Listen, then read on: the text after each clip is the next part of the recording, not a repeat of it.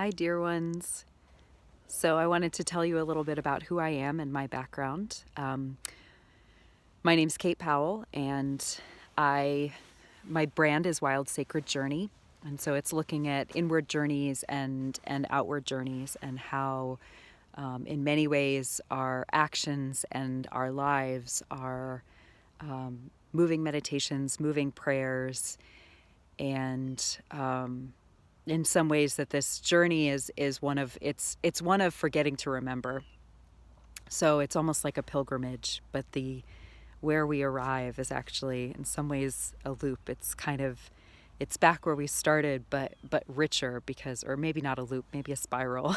Back where we started, but richer in some way for what we went through. So the wildness is kind of this connection with nature. It's the human piece of our experience. And then the sacred is just really the light and the holiness and the unconditional love that is within each of us and is actually our birthright. So I was a really happy child. And then, for a variety of different reasons, some of which I'm aware of, some of which I honestly don't think I even am yet, or need to be, I really fell into a deep depression and struggled a lot with anxiety and body image issues and a lot of self-doubt and just heavy inner criticism, where I was both my harshest critic and also a complete victim. And I reached a threshold and a point where I knew things just couldn't continue as they were. And I just had no idea where to go next. And I kind of fell into yoga, and I fell into yoga in part just for the movement, really. I missed dancing. I used to dance. I wasn't dancing anymore. And although I went into it for the physical piece, the yoga really started to work on me. And I was able to find a balance of challenge and compassion on my mat for myself that really began to change my life. So the yoga really brought me back to my body and my breath. And then a meditation practice started to give me space around my thoughts and the tapes that were cycling through my mind, so that I wasn't quite as identified with those. And so from there, at the same time, I was working on small-scale chemical-free farms. So I was involved in just grueling physical labor, which also brought me back into my body and connected me again with the natural world and with seasonality and the food I ate in a really beautiful and healing way. So I suspect my soul has always felt the need to be of service to the world. I mean, we all want to somehow be impactful in our lives and purposeful in our lives. So my way is through sharing what worked for me with others who are also finding themselves at thresholds and not sure what the way forward is. So in 2013, I got certified to teach yoga under Dr. Kristen Scott and Preston Scott. It was a 200-hour vinyasa certification. I also have backgrounds now in yin and restorative yoga, so the gentler ones. I've taught a yoga nidra, or more of a sort of guided meditation journey. And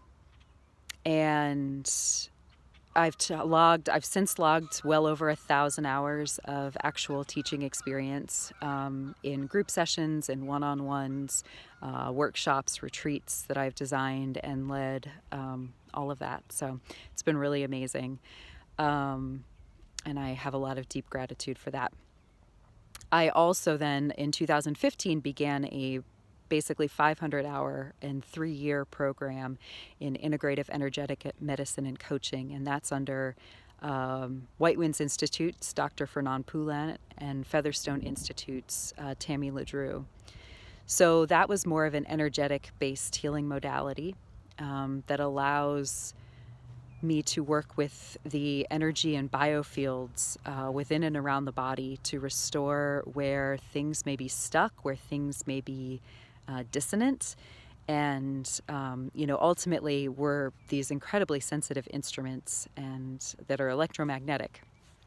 And when everything's flowing harmoniously, it's just, life is just easier. And when things get stuck, life is more challenging. So it's a modality based in that. The first year we spent working on ourselves.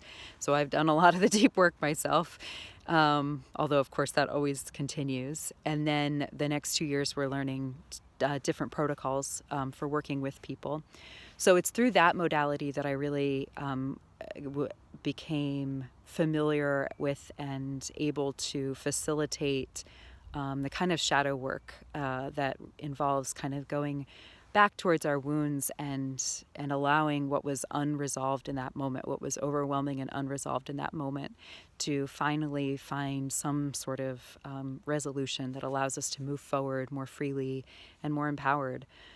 And the beauty of that, too, is that for me, it helped me reclaim sensitivity, too, and inner trust, and my empathy, that were not things that were going to have me overwhelmed in the world, but were actually my gifts.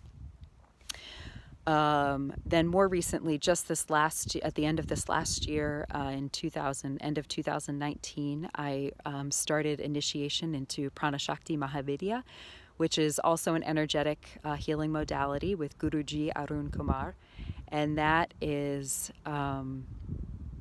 very similar to the other one, but just a slightly different take. I work with the infinite dimensions and infinite frequencies of the life force that we each of us have, and that just flows throughout the cosmos to bring more balance and vitality to clients. And within that, then I also can work with crystals and do healing of the crystals. They're programmable, and they're beautiful amplifiers, so they just help with the work. And we can heal traumas, again, things that were overwhelming from our past in this life, or then from our past in even other lives. This is on an energetic level. Time and space don't actually matter, which closest science has come to explaining that is quantum theory. So I'll leave you with that. So that is my background. All of these tools are really just tools in my toolbox. And when I work one-on-one with clients in distant sessions, I just draw from whatever lands in that moment as right for that particular person. So if any of this spoke to you, I would love to be of service to your soul in its journey. And so I look forward to talking with you.